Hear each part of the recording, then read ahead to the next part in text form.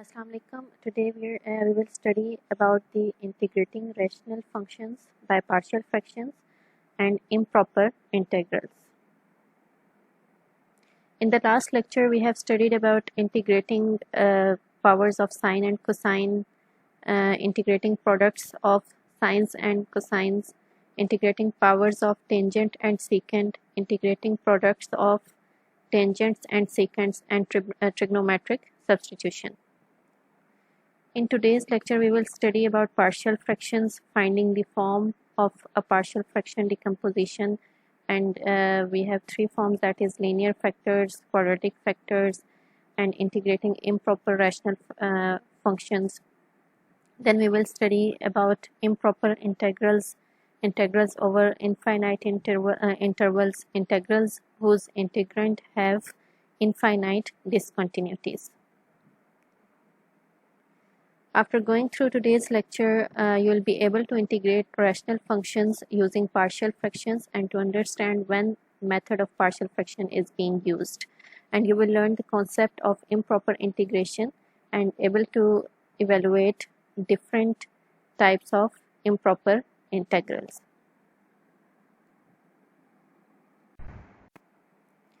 First, we will study about partial fractions. आप लोगों ने पहले एलसीएम पढ़ा हुआ है, लेकिन जब आपके पास रैशनल फंक्शंस आ जाते हैं, ठीक है, तो रैशनल फंक्शंस को जब आप ऐड कर रहे होते हैं तो इनको कंबाइंड फॉर्म में लिखने के लिए आप लोग एलसीएम यूज़ करते हैं, ठीक है क्या। तो एलसीएम लेने से क्या होते हैं कि 2 और 3 आपके जो रैशनल फंक्शंस होते हैं उसको हम एक रैशनल फंक्शन में लिख लेते हैं, ठीक है। But partial fraction is inverse of LCM, ठीक है, यू कैन से। यहाँ पे हमारे पास कंबाइंड फॉर्म में एक रैशनल फंक्शन गिवन है, उसको हमने 2 और 3 रैशनल फंक्शंस में डिकम्पोज करना है, ठीक है। So we can say LCM and partial fractions are inverse of each other, reverse processes हैं ये आपके पास, ठीक है। तो ये आपके पास LCM है, 2 डिफरेंट रैशनल फंक्शंस हैं, उनको ऐड करके कंबाइन कर दिया। अब हमारे पास अगर कंबाइंड फॉर्म में एक रैशनल फंक्शन है ये, ठीक है, इसको हम जब डिकम्पोज कर देते हैं 2 और 3 रैशनल फंक्शंस में, ठीक है, तो ये हमारे पास पार्शियल फ्रैक्शन डिकम्पोजिशन कहलाती है, ठीक है। तो अगर हमारे पास इंटीग्रेंट में इस टाइप के फंक्शंस आ जाएं, रैशनल फंक्शंस, जिसमें आपका डिनोमिनेटर में जो फंक्शन है उसका डेरिवेटिव साथ मल्टीप्लाई ना हो रहा हो, तो फिर हम पार्शियल फ्रैक्शन से उसको डिकम्पोज करते हैं और डिकम्पोज करने के बाद हम उसके इंडिविजुअली इंटीग्रेशन ले लेते हैं। So this process is known as partial fraction decomposition. और यहाँ पे हम लोग बेसिकली करते क्या है, हमारा जो डिनोमिनेटर है क्यू ऑफ एक्स, इसके फैक्टर्स हमारे पास होते हैं डिनोमिनेटर्स में, ठीक हो क्या। Finding the form of a partial fraction, तो यहाँ पे हमारे पास लीनियर फैक्टर्स हो सकते हैं, क्यू ऑफ एक्स मैंने आपको बताया डिनोमिनेटर में लीनियर फैक्टर्स भी हो सकते हैं, क्वाड्रेटिक फैक्टर्स भी हो सकते हैं, और समटाइम्स आपका जो पूरा रैशनल फंक्शन है वो इम्प्रॉपर फंक्शन भी हो सकता है। तो इम्प्रॉपर को पहले हम प्रॉपर में कन्वर्ट करते हैं, देन हम उसको सॉल्व कर लेते हैं। लीनियर फैक्टर्स, अब देखें अगर आपके पास क्यू ऑफ एक्स हमारे पास लीनियर फैक्टर है, ठीक है, तो उसको लिखने के लिए क्यू ऑफ एक्स के लीनियर फैक्टर्स हैं, तो उसके फैक्टर्स को हम इस तरह से डिकम्पोज करेंगे, ठीक है। यानी आपके पास जो भी लीनियर फैक्टर है उसको डिनोमिनेटर में लिखेंगे और ऊपर हम लोग एक कांस्टेंट डिफाइन कर देंगे, A1 A2 कोई भी नाम आप दे दें, ठीक है। तो जब भी लीनियर फैक्टर होगा तो उसके न्यूमरेटर में आपने एक कांस्टेंट डिफाइन कर देना है। ये अननोन कांस्टेंट है जो हम लोग फाइंड करेंगे। ये आपके पास एक एग्जांपल है, इसको सॉल्व कर लेते हैं। अब देखें इसमें डिनोमिनेटर का डेरिवेटिव 2x + 1 नहीं साथ मल्टीप्लाई हो रहा, ठीक है, तो हम इसको पार्शियल फ्रैक्शन से डिकम्पोज करेंगे पहले, ठीक है। तो हमने इंटीग्रेंट लिया, ठीक है, इसको पहले फैक्टराइज किया, इसके डिनोमिनेटर को जब आपने फैक्टराइज किया तो आपके पास इसके लीनियर फैक्टर्स हैं। तो लीनियर फैक्टर्स को लिखने का तरीका अभी आप लोगों ने लास्ट स्लाइड में देखा है है, हम इसके ऊपर कॉन्स्टेंट्स डिफाइन कर देंगे, a divided by x minus one plus b divided by x plus two, उसको सम के फॉर्म में लिख देंगे। अब हमारा यहाँ पे गोल क्या है, हमने a और b की वैल्यूज़ फाइंड करनी है। अगर हम a और b की वैल्यूज़ फाइंड कर लेंगे, हम वो वैल्यूज़ यहाँ सब्स्टिट्यूट करेंगे और इसको इंटीग्रेट कर लेंगे। तो इसके वैल्यूज़ फाइंड करने के लिए हम लोग बोथ साइड्स को इस टर्म से मल्टीप्लाई कर देते हैं। ठीक है, हमने इस टर्म से मल्टीप्लाई किया तो हमारे पास ये इक्वेशन आ गई। ठीक है, अब अगर आपके डिनोमिनेटर में लीनियर फैक्टर्स हैं तो उसको हम इजीली इस तरह से सॉल्व कर सकते हैं कि एक दफ़ा हम इक्वेशन 1 में x is equal to 1 substitute करेंगे। ठीक है, x is equal to 1 substitute करेंगे यहाँ पे, तो ये वाली टर्म 0 हो जाएगी। ठीक है, और यहाँ से जब आप इसको सॉल्व करेंगे तो आपके पास a की वैल्यू 1/3 आ जाती है। नेक्स्ट हमारे पास जो लीनियर फैक्टर है वो x प्लस टू है, तो यहाँ से आप x को -2 पुट करें। x को जब आप -2 पुट करेंगे, ठीक है, तो आपके पास ये वाली टर्म 0 हो जाएगी और ये b वाली टर्म और ये वाली टर्म रह जाएगी आपके पास। तो यहाँ से आपके पास b की वैल्यू -1/3 आ जाएगी। ठीक है, अब आपने a और b की वैल्यूज़ फाइंड कर ली, इन वैल्यूज़ को आपने वापस इस इक्वेशन में सब्सटीट्यूट कर देना है। ठीक है, तो ये हमारे पास इक्वेशन में हमने सब्सटीट्यूट कर दिया। उसके बाद हम इस इक्वेशन पे इंटीग्रेशन अप्लाई कर देंगे। ठीक है, ये 1/3 एंड -1/3 कॉन्स्टेंट्स हैं, अब इनको हमने इंटीग्रेशन से बाहर लिख लिया। अब हम इसको इंटीग्रेट कर देंगे। अब हमारे पास इंटीग्रेशन बहुत सिंपल हो गई है। ये हमारे पास इसका डेरिवेटिव 1 है, इसका भी डेरिवेटिव 1 है। ठीक है, तो इसका integration natural log of x minus one और इसके integration natural log of x plus two और साथ में कांस्टेंट ऑफ इंटीग्रेशन आ जाएगा। ठीक है, तो ये हमारे पास इस इंटीग्रल का आंसर हो जाएगा। फर्दर हम इस पे नेचुरल लॉग की प्रॉपर्टीज अप्लाई कर सकते हैं। ठीक है, 1/3 को कॉमन लिया और यहाँ पे हमारे पास माइनस साइन है, तो माइनस साइन से हम अगर इसको कंबाइन करेंगे तो ये डिवाइड हो जाएगा x प्लस टू। ठीक है, नेक्स्ट आपके पास ये है, इसमें भी डिनोमिनेटर का डेरिवेटिव साथ मौजूद नहीं है।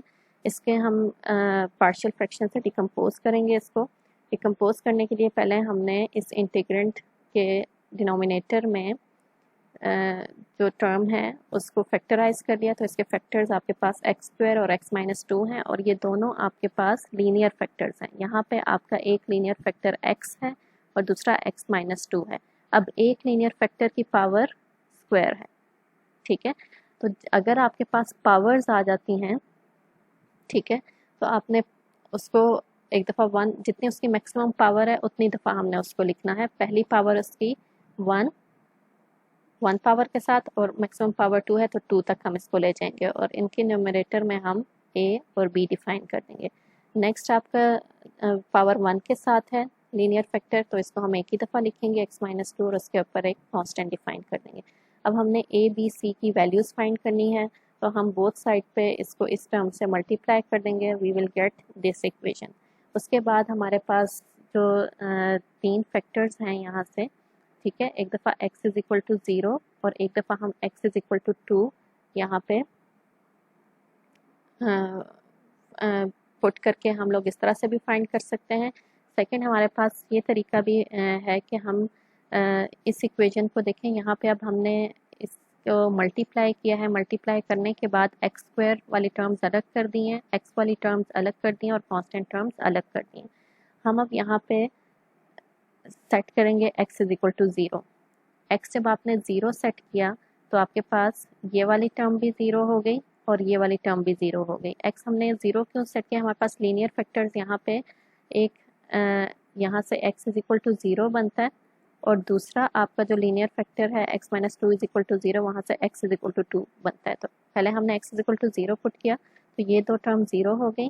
ठीक है, और यहाँ पे ये हमारे पास -2b और यहाँ पे ये भी 0 हो गया, -2b इज इक्वल टू 4, यहाँ से b की वैल्यू -2 आपके पास आ गई।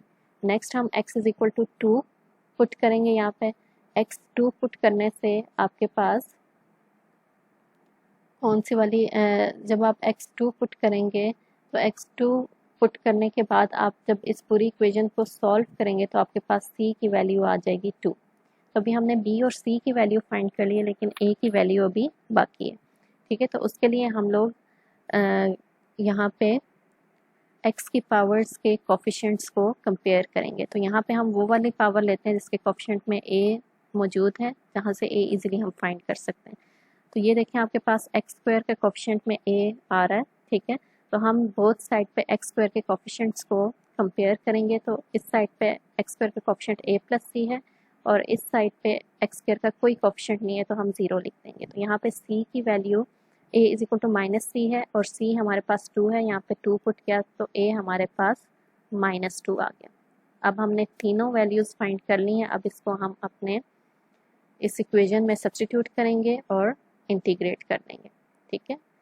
इंडिविजुअली हर टर्म पे इंटीग्रेशन अप्लाई हो गई। तो इस टर्म की integration natural log of x, इस टर्म की इंटीग्रेशन पावर रूल से हमारे पास ये हो जाएगी और इस टर्म की integration natural log of x -2। Further natural log की प्रॉपर्टी यहाँ पे यूज़ की है इस वाली टर्म पे और इस वाली टर्म पे, ठीक है। तो ये हमारे पास आंसर आ जाता है फॉर द गिवन इंटीग्रल, ठीक है। यहाँ पे देखें -2, यहाँ पे 2 कॉमन ले लिया तो हमारे पास x -2 माइनस एक्स है। तो यहाँ पे जिस टर्म के साथ माइनस साइन है वो डिनोमिनेटर में आ जाता है, जिसके साथ प्लस साइन है वो न्यूमरेटर में आ जाता है। Next is quadratic factors. अब नेक्स्ट अगर आपके पास डिनोमिनेटर में क्वाड्रेटिक फैक्टर्स आ जाएं जिसको हम फर्दर लीनियर फैक्टर्स में रिड्यूस ना कर सकें, तो वो हमारे पास क्वाड्रेटिक फैक्टर्स हैं, ठीक है। क्वाड्रेटिक फैक्टर्स आ जाएं या उसकी कोई पावर m आ जाए, जितनी पावर होती है उतनी दफ़ा हम उसको लिखते हैं बाय इंक्रीजिंग देयर पावर्स। और उसके न्यूमरेटर में हम किस तरह के कांस्टेंट डिफाइन करेंगे, ax + b, ठीक है। इसमें a और b कांस्टेंट हैं और x आपका इंडिपेंडेंट वेरिएबल है। तो ये क्वेश्चन देखें। अब यहाँ पे हमारे पास डिनोमिनेटर में ये है, ठीक है। आपने इन दो में से x² कॉमन लिया, ठीक है, और इसको फैक्टराइज किया तो आपके पास 3x - 1 एंड x² + 1 इसके फैक्टर्स बन जाते हैं। अब इसमें एक फैक्टर लीनियर है, दूसरा फैक्टर क्वाड्रेटिक है और ये क्वाड्रेटिक फैक्टर जो है ये फर्दर लीनियर फैक्टर्स में रिड्यूस नहीं हो सकता। तो ये आपके पास क्वाड्रेटिक फैक्टर है। इसको हम किस तरह से लिखेंगे, अब जो लीनियर फैक्टर है उसमें जिस तरह आपने लीनियर के लिए पढ़ा उसके न्यूमरेटर में जस्ट एक कॉन्स्टेंट आ जाएगा और जो क्वाड्रेटिक फैक्टर है उसके न्यूमरेटर में इस तरह का लीनियर फॉर्म में आपने एक टर्म लिख देनी है bx + c, ठीक है। अब नेक्स्ट आपने बोथ साइड्स को इस टर्म से मल्टीप्लाई किया, you will get this equation. उसके बाद आपने इनको मल्टीप्लाई किया और इसमें x² वाली टर्म्स को अलग कर दिया, x वाली टर्म्स को अलग कर दिया, कॉन्स्टेंट्स को अलग कर दिया, ठीक है। अब नेक्स्ट आपने क्या किया, नेक्स्ट आपने x² के कोफिशिएंट्स को कंपेयर किया बोथ साइड पे। तो x² का कोफिशिएंट यहाँ पे a + 3b और इस साइड पे x² का कोफिशिएंट 1 है। फिर नेक्स्ट इक्वेशन x के कोफिशिएंट्स को कंपेयर किया, that is -b + 3c = 1। Next आपने कांस्टेंट्स को कंपेयर किया तो इस साइड पे कांस्टेंट a - c है और इस साइड पे -2। तो ये हमारे पास एक लीनियर इक्वेशन बन गई है इन a, b एंड c, ठीक है। अब हम इनको साइमल्टेनियसली सॉल्व करेंगे, ठीक है, इन तीनों इक्वेशंस को और a, b, c की वैल्यूज़ फाइंड करेंगे, ठीक है।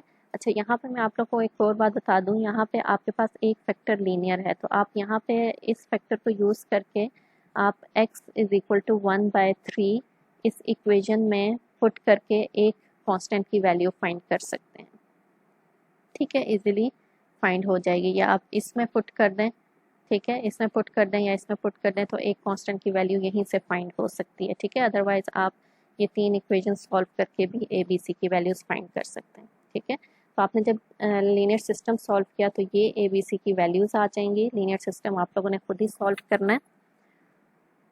उसके बाद आपके पास ये इक्वेशन थी, इसमें हम लोग a, b, c की वैल्यूज़ सब्स्टिट्यूट कर देंगे और इसको इंटीग्रेट कर देंगे, ठीक है। जो कॉन्स्टेंट्स हैं उनको इक्वेशन से बाहर लिख दिया। अब ये वाली जो टर्म थी इसमें आपने ये इसको एक दफ़ा इसको अलग कर दिया और इसको अलग कर दिया, ठीक है, ये दो इंटीग्रल्स बन गए। अब इनको इंटीग्रेट करेंगे तो फर्स्ट इसकी इंटीग्रेशन आपके पास हो जाएगी, इसका डेरिवेटिव हमारे पास 3 है, ठीक है। तो 3 से इसको मल्टीप्लाई और डिवाइड करेंगे, ठीक है। तो ये 7 डिवाइड बाय 15 बनेगा और ये natural log of 3x minus 1 हो जाएगा। अब यहाँ पे आपके पास 2x है तो 2 से मल्टीप्लाई एंड डिवाइड करेंगे तो 4 डिवाइडेड बाय, यहाँ पे आपके पास हो जाएगा 4 डिवाइडेड बाय 10 और यहाँ पे natural log of x square divide by 1 और 4 डिवाइड बाय 10 आपके पास बेसिकली 2/5 हो जाएगा। ठीक है। अब नेक्स्ट यहाँ पे ये है। ठीक है। तो ये अगर आपको याद हो तो आपके पास integration of dx divided by x square plus a square, ये आपके पास इक्वल होता है 1/a tangent inverse of u divided by x divided by a। ठीक है। तो यहाँ पे a आपके पास 1 है। ठीक है। तो ये आपके पास इसकी इंटीग्रेशन है टेंजेंट इनवर्स ऑफ x। अगर आपको डायरेक्टली ये फॉर्म इनकी इंटीग्रेशन याद नहीं है तो आप ट्रिग्नोमेट्रिक सब्स्टिट्यूशन जो आप लोगों ने लास्ट लेक्चर में पढ़ी है आप उसको यूज़ करके भी इसको इंटीग्रेट कर सकते हैं और साथ में कांस्टेंट ऑफ इंटीग्रेशन ऐड हो जाएगा। आप चाहें तो यहाँ पे आप नेचुरल लॉग की प्रॉपर्टी यूज़ करके इसको मज़ीद कॉम्पैक्ट फॉर्म में लिख सकते हैं, अदरवाइज़ यहाँ तक भी ठीक है ये। नेक्स्ट आपके पास एग्जांपल 4 में इंटीग्रेंट है। ठीक है। Integrant is a proper rational function. अच्छा, यहाँ पे अभी तक हम जितने भी सॉल्व कर रहे हैं examples, these are proper rational function. Proper rational functions वो होते हैं जिसके न्यूमरेटर की डिग्री डिनोमिनेटर के डिग्री से लेस होती है। ठीक है। तो यहाँ पे आपके पास देखें ये x स्क्वायर का स्क्वायर है तो कहीं यहाँ पे 4 पावर आएगी, फिर इससे मल्टीप्लाई होगा तो हमारे पास कहीं 5 पावर। तो देखें न्यूमरेटर की डिग्री डिनोमिनेटर की डिग्री से लेस है। तो ये प्रॉपर फ्रैक्शंस को हम डायरेक्टली इसी तरह सॉल्व करेंगे। इनके फैक्टर्स ऑलरेडी यहाँ पे बने हुए हैं, इनको जस्ट हमने डिकम्पोज करना है। ठीक है। डिनोमिनेटर में फैक्टर्स ऑलरेडी बने हुए हैं। ये फैक्टर लीनियर है, ये आपके पास क्वाड्रेटिक है और ये फर्दर लीनियर फैक्टर में रिड्यूस नहीं हो सकता और क्वाड्रेटिक फैक्टर की पावर 2 है। ठीक है। तो लीनियर फैक्टर के न्यूमरेटर में a आ गया और आपका जो क्वाड्रेटिक फैक्टर है उसको पहले 1 पावर के साथ लिखा, क्वाड्रेटिक फैक्टर के ऊपर bx प्लस c और फिर 2 पावर के साथ लिखा dx प्लस e। ठीक है। उसके बाद आपने इसको खुद ही आगे फर्दर सॉल्व करना है। ये जस्ट ये फॉर्मेशन आपको बता दिए। अब आपने इस टर्म से, इस वाली टर्म से बोथ साइड्स को मल्टीप्लाई करना है। ठीक है। और सेम वही प्रोसीजर जो लास्ट इक्वेशंस में आपने किया है वहाँ से आपने इसको सॉल्व करना है। A B C D E की वैल्यूज़ फाइंड करनी है, उसको यहाँ सब्सटीट्यूट करना है और फिर आपने इसको इंटीग्रेट कर देना है। Next, integrating improper rational functions. ठीक है। अब इम्प्रॉपर रैशनल फंक्शंस ऐसे रैशनल फंक्शंस होते हैं जिसके न्यूमरेटर की डिग्री डिनोमिनेटर की डिग्री के इक्वल हो या ग्रेटर हो। अब यहाँ पे देखें न्यूमरेटर की डिग्री 4 है, डिनोमिनेटर की डिग्री 2 है। तो इसको पहले हम प्रॉपर फ्रैक्शन बनाने के लिए इसको हम डिवाइड करेंगे। ठीक है। जब हमने डिवाइड किया तो हमारे पास ये मिक्स्ड फॉर्म इसकी आ जाएगी 3x square plus 1 plus 1 divided by x square plus x minus 2। ठीक हो गया। ये वाली साइड तो हम डायरेक्टली इंटीग्रेट कर लेंगे, इस वाली साइड को हमें डिकम्पोज करना पड़ेगा। ठीक है। तो अभी हम लोगों ने जो फर्स्ट एग्जांपल की है उसमें हमने यही वाला इंटीग्रल सॉल्व किया था यूजिंग पार्शियल फ्रैक्शन। तो मैं डायरेक्टली यहाँ पे वहाँ से आंसर लेके इधर पुट कर दूँगी। ठीक है। तो ये इसकी इंटीग्रेशन आपके पास सिंपल हो जाएगी। ये आपके पास x क्यूब डिवाइड बाय 3, तो ये 3 से कैंसिल हो जाएगा। 1 की इंटीग्रेशन x हो जाएगी और ये आप लोग अभी एग्जांपल 1 में सॉल्व कर चुके हैं यूजिंग पार्शियल फ्रैक्शन। उसका आंसर हमारे पास ये आया था, तो ये आंसर हमने यहाँ पे इसका लिख दिया। यानी अगर आपके पास जब भी इम्प्रॉपर रैशनल फ्रैक्शन आता है पहले आपने उसको प्रॉपर रैशनल फ्रैक्शन में कन्वर्ट करना है, उसके बाद आपने उसको सॉल्व करना है। ये कुछ एक्सरसाइज के क्वेश्चंस हैं, इसको आप लोग ट्राई करें। नेक्स्ट आपके पास टॉपिक है improper integrals. Integrals with infinite intervals of integration or infinite discontinuities within the interval of integration, improper, these are improper integrals। ठीक है। आपके पास अगर अपर लिमिट या लोअर लिमिट में से कोई एक इन्फिनिटी हो या दोनों इन्फिनिटी हो, ठीक है, या फिर आपके पास पहले हम इसकी बात कर रहे थे इनफाइनाइटी की, आप इन्फिनिटी की। यहाँ पे अगर आपके पास अपर लिमिट पॉजिटिव इन्फिनिटी है या लोअर लिमिट नेगेटिव इन्फिनिटी है या दोनों आपके पास इन्फिनिटी हैं, तो इस टाइप के इंटीग्रल्स को हम इम्प्रॉपर इंटीग्रल्स बोलते हैं। दूसरे हमारे पास इस टाइप के फॉर्म्स आ जाती हैं कि उसमें पॉइंट्स ऑफ जो इंटीग्रेशन की लिमिट्स हैं उसमें पॉइंट्स ऑफ डिसकंटिन्यूटी एग्जिस्ट करती है। जिस तरह आपका 1/x² 0 पे अनडिफाइंड हो जाता है और 0 इस इंटरवल में -3 to 3 के दरमियान 0 आता है, ठीक है। अब यहाँ पे देखें, ये फंक्शन 1 पे अनडिफाइंड हो जाता है, तो ये यहाँ पे अनडिफाइंड है। इस इंटरवल में एक पॉइंट ऐसा है जिसमें ये अनडिफाइंड है, तो इस टाइप के फंक्शंस भी इंटीग्रल्स इम्प्रॉपर इंटीग्रल्स होते हैं। अब ये 0 से पाई के दरमियान π/2 आता है और टेंजेंट π/2 पे डिसकंटिन्यूस और अनडिफाइंड होता है, ठीक है। तो ये हमारे पास इम्प्रॉपर इंटीग्रल्स हैं, ठीक है।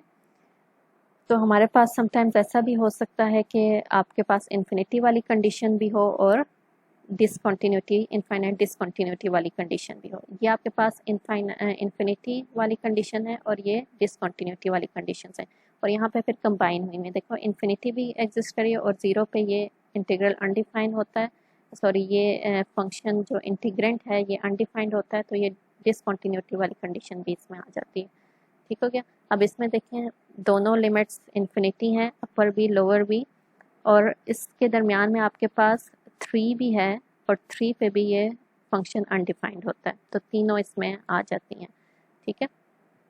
तो इस टाइप के जितने भी इंटीग्रल्स हैं उनको हम इम्प्रॉपर इंटीग्रल्स बोलते हैं। अब आगे हम देखेंगे कि इम्प्रॉपर इंटीग्रल्स को फर्दर हम किस तरह से सॉल्व कर सकते हैं। अगर आपके पास इनफाइनाइट इंटरवल्स में आपके पास इंटीग्रल्स हैं, यानी उसकी कोई एक लिमिट इनफाइनाइट है, ठीक है, तो उसको हम किस तरह से इंटीग्रेट करेंगे। आपके पास जो सी लिमिट इनफाइनाइट है उसको हम कोई कांस्टेंट का नाम दे देंगे, लेट्स सपोज यहाँ पे b का नाम दे दिया और उस पर लिमिट अप्लाई कर देंगे इस इंटीग्रल पे, limit b approaches to positive infinity. ये पॉजिटिव इन्फिनिटी है तो b पॉजिटिव इन्फिनिटी पे अप्रोच करेगा, ठीक है। तो अगर तो ये हमारे पास इसका कोई ना कोई वैल्यू एग्जिस्ट, ये करती हुई इंटीग्रल का कोई हमारे पास कांस्टेंट आंसर आ गया, ठीक है, तो फिर ये कन्वर्ज करेगा। अगर इन्फिनिटी आ गया तो फिर ये डाइवर्ज करेगा इंटीग्रल, ठीक है। तो ये फिगर है, इस तरह से आप इसको देख सकते हैं। ये आप लोग ए से स्टार्ट करें इन्फिनिटी, इस कर्व के अंडर आप लोग एरिया फाइंड कर रहे हैं, ठीक है। तो ये देख लेते हैं इसकी कुछ एग्जांपल्स। इस एग्जांपल में देखें आपके पास सिर्फ इन्फिनिटी वाली कंडीशन है, क्योंकि ये जो इंटीग्रेंट है ये 0 पे अनडिफाइंड होता है और 0 इस इंटरवल में एग्जिस्ट नहीं करता, तो जस्ट हमारे पास इन्फिनिटी वाली कंडीशन है। हम लोग इस पे लिमिट अप्लाई करेंगे b अप्रोचेस टू इन्फिनिटी, और इन्फिनिटी की जगह पे हम b लिख लेंगे। हम इस इंटीग्रल को पहले सॉल्व करेंगे, पावर रूल अप्लाई किया, सॉल्व किया, इसमें अपर लिमिट और लोअर लिमिट सब्सटीट्यूट की, तो ये आंसर आ गया। उसके बाद हमने इस पर लिमिट अप्लाई कर देनी है b अप्रोचेस टू इन्फिनिटी। तो b अप्रोचेस टू इन्फिनिटी जब हम पुट करेंगे तो ये constant as it is constant आ जाएगा, और यहाँ पे b approaches to infinity 1 divide by infinity is 0, तो हमारे पास 1/2 प्लस 0 आ जाएगा, तो 1/2 हमारे पास इस इंटीग्रल का आंसर आया, और ये इंटीग्रल जो है ये कन्वर्ज कर रहा है to the value 1/2। Next solve करते हैं। नेक्स्ट में भी आपने डेफिनेशन अप्लाई की, limit b approaches to infinity 1 to b dx divide by x, इसको इंटीग्रेट किया नेचुरल लॉग ऑफ x, ठीक है। इस पर लिमिट्स अप्लाई की, upper limit minus lower limit, तो लोअर लिमिट हमारे पास माइनस नेचुरल लॉग ऑफ 1 है और नेचुरल लॉग ऑफ 1 0 के इक्वल होता है, तो हमारे पास just natural log of b है। b approaches to infinity, limit apply करें तो ये आपके पास इन्फिनिटी आंसर देगा। तो ये वाला जो आपका इंटीग्रल है ये डाइवर्ज कर रहा है, ठीक है, ये किसी b वैल्यू को कन्वर्ज नहीं करता। नेक्स्ट आपके पास यहाँ पे इस वाले इंटीग्रल को आप देखें तो ये इंटीग्रल अनडिफाइंड कहीं पे भी नहीं है, ठीक है। जैसे इसमें इन्फिनिटी वाली कंडीशन है। तो यहाँ पे देखें दो टर्म्स का प्रोडक्ट है, तो इस पे इंटीग्रेशन बाय पार्ट्स यूज़ होगी। इंटीग्रेशन बाय पार्ट्स से आपने इसको सॉल्व किया, ठीक है। सॉल्व करने के बाद आपके पास ये आंसर आया, ठीक है। पहले हम एज अ इंडेफिनेट इंटीग्रल इसको सॉल्व कर रहे हैं, तो ये हमारे पास आंसर आया यूजिंग इंटीग्रेशन बाय पार्ट्स। उसके बाद हम इस पर डेफिनेशन अप्लाई करते हैं, limit b approaches to infinity 0 to b this integral. इस इंटीग्रल का आंसर जो आपके पास आया उस पर आप लिमिट अप्लाई करें, अपर लिमिट माइनस लोअर लिमिट, तो आपके पास ये लिमिट आ जाएगी, ठीक है। लोअर लिमिट से ये टर्म 0 हो जाएगी, जस्ट अपर लिमिट वाली टर्म आपके पास रह जाएगी। अब इस पर हमने लिमिट अप्लाई करनी है, तो जब आप 0 b approaches to infinity apply करेंगे तो ये आपके पास इन्फिनिटी डिवाइड बाय इन्फिनिटी बन जाता है, ठीक है। इन्फिनिटी बाय इन्फिनिटी फॉर्म बन रही है, तो इस पर हम लॉपिटल्स रूल अप्लाई करेंगे। और लॉपिटल्स रूल में हम क्या करते हैं, न्यूमरेटर को सेपरेटली डिफ्रेंशिएट कर देते हैं और डिनोमिनेटर को सेपरेटली डिफ्रेंशिएट कर देते हैं। तो डिनोमिनेटर को हम जब डिफ्रेंशिएट करेंगे विद रिस्पेक्ट टू b तो 1 आ जाएगा, और डिनोमिनेटर को जब with respect to b differentiate करेंगे तो एक्सपोनेंशियल फंक्शन है as it is exponential function आ जाएगा।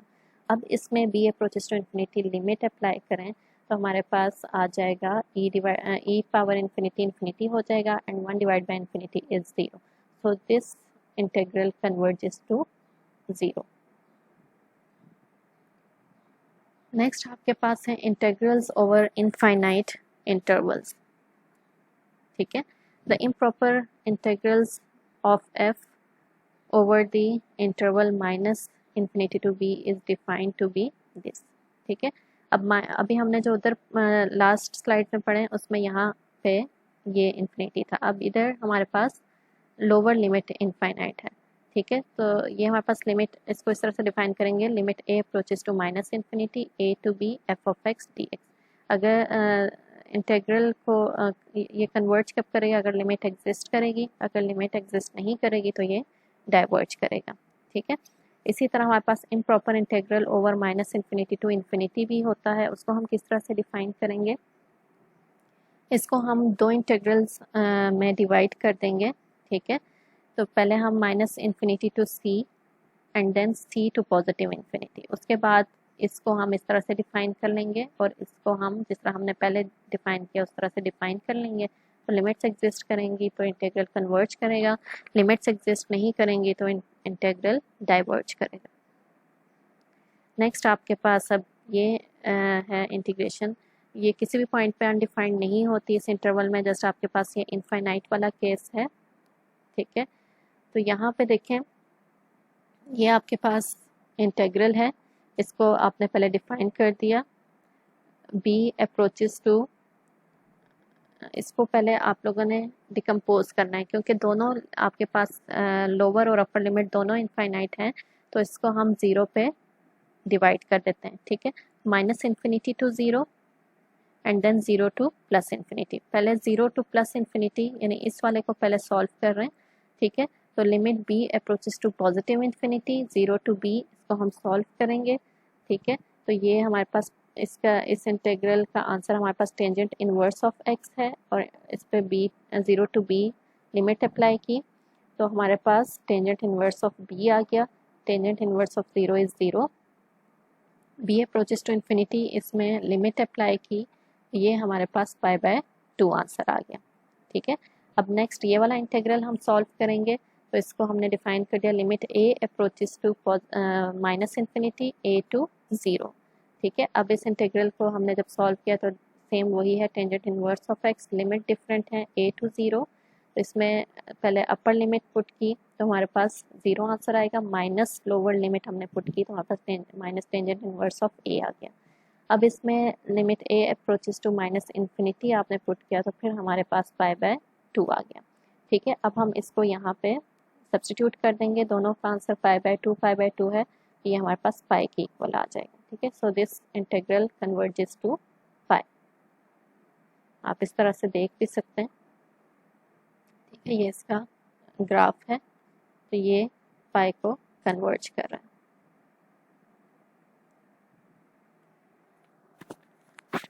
Next integrals whose integrand have infinite discontinuities. अगर हमारे पास पॉइंट ऑफ डिसकंटिन्यूटीज आ जाते हैं इंटरवल में तो उसको हम बोलते हैं इनफाइनाइट डिसकंटिन्यूटीज। अब हमारे पास देखें, if f is continuous on the interval ab except for an infinite discontinuity at b, then improper integral of f over the interval ab is defined as this। यहाँ पे देखें b पे point of discontinuity है, ठीक है, तो आप इसको कैसे डिफाइन करेंगे, limit k approaches to b minus means left hand limit at b, क्योंकि b के लेफ्ट हमारे पास देखें a से b के दरमियान है, तो b के लेफ्ट पे आपके पास वैल्यूज़ हैं, राइट पे नहीं है, तो इस पर left hand limit at b हम लेंगे और जिस पॉइंट पे डिसकंटिन्यूटी है उसमें जो हमने नया वेरिएबल डिफाइन किया वो लिख देंगे, ठीक है। तो अगर ये लिमिट एग्जिस्ट करेगी तो हमारे पास इंटीग्रल कन्वर्ज करेगा, अगर लिमिट एग्जिस्ट नहीं करेगी तो इंटीग्रल डाइवर्ज करेगा। अब यहाँ पे देखें आपके पास ये इंटीग्रेंट है 1 डिवाइड बाय 1 माइनस एक्स, तो ये 1 पे आपको ज़ीरो डिनोमिनेटर ज़ीरो हो जाता है, यानी 1 पे अनडिफाइंड होता है। तो हम लोग यहाँ पे इस पे लिमिट अप्लाई करेंगे, इसको इस तरह से लिखेंगे, limit k approaches to 1 from left side, क्योंकि अपर लिमिट पे पॉइंट ऑफ डिसकंटिन्यूटी है तो इस पे हम लेफ्ट हैंड लिमिट लेंगे, क्योंकि 0 से 1 इंटरवल में आपके पास इसके लेफ्ट साइड पे नंबर्स हैं, राइट साइड पे नहीं है, तो left hand limit at 1 0 to k और साथ में इंटीग्रेंट लिख देंगे। अब इस इंटीग्रेंट को आप लोग सॉल्व करेंगे यूजिंग पावर रूल, ठीक है। पावर रूल आपने अप्लाई किया, ये इंटीग्रल सॉल्व हो गया, इस पर लिमिट अप्लाई की 0 टू k, लिमिट अप्लाई की upper limit minus lower limit, ठीक है। अब आपने इस पे लिमिट अप्लाई कर दी के अप्रोचेस टू 1, के की जगह आपने 1 पुट किया तो ये वाली टर्म 0 हो गई, तो हमारे पास 2 लिमिट आ गई, so this integral converges to 2। अब नेक्स्ट आपके पास इम्प्रॉपर इंटीग्रल है a टू b। अब यहाँ पे लोअर लिमिट पे हमारे पास पॉइंट ऑफ डिसकंटिन्यूटी है, ठीक है। तो लोअर लिमिट पे अगर पॉइंट ऑफ डिसकंटिन्यूटी है, यहाँ पे देखें a पे पॉइंट ऑफ डिसकंटिन्यूटी है तो इसके राइट साइड पे सारी वैल्यूज़ हैं, तो इस पे हम right hand limit eight a लेंगे और a पे हम न्यू वेरिएबल डिफाइन कर देंगे k टू b, ठीक है। तो सेम अगर आपके पास ये लिमिट एग्जिस्ट करेगी तो ये इंटीग्रल कन्वर्ज करेगा, अदरवाइज डाइवर्ज करेगा, ठीक है। अब हमारे पास ये भी हो सकता है कि a b के दरमियान में कोई ऐसा पॉइंट हो, इस इंटरवल में कोई ऐसा पॉइंट हो जिस पे ये फंक्शन अनडिफाइंड हो, तो अगर ऐसा point let's suppose c exist करता है जिस पे ये इंटीग्रेंट आपका अनडिफाइंड है, तो आप c पे इसको ब्रेक कर देंगे, ठीक है, और फिर सेम इन्हीं को फॉलो करते हुए आप इसको डिफाइन कर देंगे। ए पार्ट देखें, ए पार्ट में आप का ये जो इंटीग्रेंट है ये 1 पे अनडिफाइंड है, यहाँ पे पॉइंट ऑफ डिसकंटिन्यूटी है, ठीक है। तो इसको हम किस तरह से डिफाइन करेंगे, लिमिट के अप्रोचेस टू 1 पे राइट हैंड लिमिट आपने ली क्योंकि लोअर लिमिट है आपके पास, ठीक है। तो 1 से 2 में आपके पास सिर्फ राइट साइड पे 1 के फंक्शन मौजूद है, ठीक है। k टू 2 आपने इसको इंटीग्रेट किया तो natural log of 1 minus x, limit k से 2 तक, अपर लिमिट आपने पुट की, ठीक है, माइनस लोअर लिमिट आपने पुट की, उसके बाद आपने इस पे लिमिट अप्लाई कर दी, ठीक है। लिमिट अप्लाई जब आपने, ये नेचुरल लॉग ऑफ 1, ये एब्सोल्यूट वैल्यू 1 हो जाएगी, नेचुरल लॉग ऑफ 1 इज़ 0, ये 0 हो जाएगा, जस्ट ये वाली लिमिट आपके पास रह जाएगी। इसमें k अप्रोचेस टू 1 करें तो 1 minus 1 is 0 and natural log of 0 is equal to minus infinity, ठीक है। तो ये इंटीग्रल डाइवर्ज कर रहा है। अब बी पार्ट की तरफ जाएं, बी पार्ट में देखें 1 टू 4 लिमिट है, 1 पे भी ये अनडिफाइंड नहीं है, 4 पे भी ये अनडिफाइंड नहीं है, ये 2 पे अनडिफाइंड है। तो 1 से 4 में आपके पास 2 इस इंटरवल में ही है, हम 2 पे इसको ब्रेक कर देंगे, 1 से 2 तक हम लिमिट लेंगे और फिर 2 से 4 तक लेंगे, ठीक है।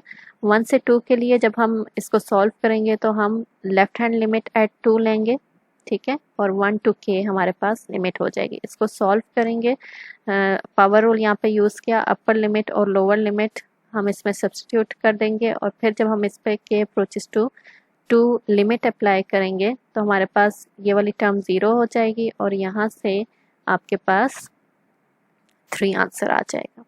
ठीक है, अब नेक्स्ट ये वाली लिमिट जब हम डिफाइन करेंगे तो यहाँ पे डिसकंटिन्यूटी 2 पे है, लोअर लिमिट पे डिसकंटिन्यूटी है, तो यहाँ पे हम राइट हैंड लिमिट लेंगे एट 2, और 2 पे हम के वेरिएबल लिख देंगे, इसको इंटीग्रेट करेंगे, अपर लिमिट और लोअर लिमिट सब्स्टिट्यूट की, अब इसमें 2 सब्स्टिट्यूट किया तो ये टर्म 0 हो गई। ठीक है, लिमिट एट 2 आपके पास ये वैल्यू आ जाती है। ठीक है, फिर आपने इन दोनों को इधर सब्स्टिट्यूट किया तो ये आपके पास इस इंटीग्रल की का आंसर आ गया। ठीक है, तो ये इंटीग्रल कन्वर्ज कर रहा है। ठीक है, तो हमने डिफरेंट केसेस यहाँ पे इम्प्रॉपर इंटीग्रल्स के लिए पढ़े। ठीक है, तो हर केस में आप लोगों को इम्प्रॉपर इंटीग्रल को डिफाइन करना आना चाहिए, उसको सॉल्व करना आना चाहिए। ये कुछ एक्सरसाइज क्वेश्चंस हैं, इसको आप लोग ट्राई करें, इसमें हर टाइप के इम्प्रॉपर इंटीग्रल्स आ रहे हैं। ठीक है, तो इनको सॉल्व करें। अगर कोई प्रॉब्लम आती है तो आप अपने टीचर से डिस्कस कर सकते हैं। Take care of yourselves. अल्लाह हाफिज़।